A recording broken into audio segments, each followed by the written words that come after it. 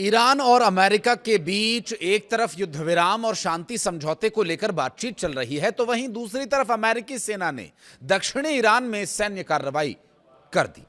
पूरी दुनिया को चौंका दिया इस वारदात ने। अमेरिका ने दावा किया कि उसने उन ठिकानों को निशाना बनाया जहां से ईरानी बल खदाने बिछाने, मिसाइलों को लॉन्च करने की तैयारी कर रहे थे। लेकिन सवाल यह है कि आखिर बातचीत के बीच अमेरिका ने यह हमला क्यों किया? यही डोनाल्ड ट्रंप की फितरत है। इस पूरे मामले में विशेषज्ञों का मानना यह है कि इस हमले के पीछे सबसे बड़ी वजह स्ट्रेट ऑफ होर्मुज पर नियंत्रण और ईरान पर दबाव बनाना हो सकता है। दरअसल दुनिया के सबसे अहम समुद्री व्यापार मार्गों में शामिल स्ट्रेट ऑफ होर्मुज से बड़ी मात्रा में कच्चा तेल गुजरता है। अगर ईरान इस इलाके में दबाव बनाता है या समुद्री गतिविधियां बाधित करता है, तो इसका सीधा असर वैश्विक तेल बाजार और पश्चिमी देशों की अर्थव्यवस्था पर पड़ सकता है। अमेरिकी सेंट्रल कमांड ने कहा कि यह कार्रवाई रक्षात्मक थी और इसका मकसद अमेरिकी सैनिकों को ईरानी खतरों से बचाना था। हालांकि आलोचकों का कहना है कि यह हमला ऐसे समय में हुआ जब दोनों देशों के बीच तनाव कम करने की कोशिशें चल रही थी। ऐसे में इसे तेहरान पर दबाव बनाने की रणनीति के तौर पर भी देखा जा रहा है। असल में अमेरिका इस समय दो मोर्चों पर खेलता दिख रहा है। एक तरफ वो ईरान को बातचीत की मेज पर बनाए रखना चाहता है और दूसरी तरफ सैन्य दबाव के जरिए उसे अपनी शर्तों को मनवाने के लिए मजबूर करना भी चाहता है। खास तौर पर ईरान के परमाणु कार्यक्रमों को लेकर अमेरिका बेहद आक्रामक रुख में नजर आ रहा है। अमेरिकी राष्ट्रपति डोनाल्ड ट्रंप ने साफ संकेत दिए कि ईरान के समृद्ध यूरेनियम भंडार को या तो अमेरिका को सौंपना होगा या फिर अंतर्राष्ट्रीय निगरानी में नष्ट करना होगा। ट्रंप ने यह कहा कि यह प्रक्रिया अमेरिका और ईरान के सहयोग से हो सकती है।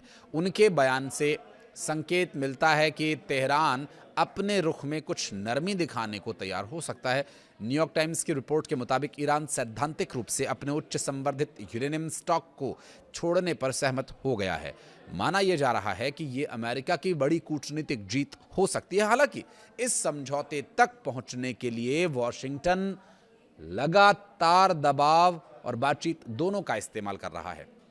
सीएनएन की रिपोर्ट में भी कहा गया था कि ईरान के परमाणु कार्यक्रम और प्रतिबंध हटाने की भाषा को लेकर दोनों देशों में मतभेद बने हुए हैं। ऐसे में अमेरिका की ताजा सैन्य कार्रवाई को ईरान को मैसेज देने की कोशिश माना जा रहा है। अगर समझौता नहीं हुआ तो सैन्य विकल्प हमेशा खुला है। विशेषज्ञ ये भी मानते हैं कि अमेरिका नहीं चाहता कि ईरान स्ट्रेट ऑफ होर्मुज को किसी दबाव के या हथियार के तरह इस्तेमाल करे।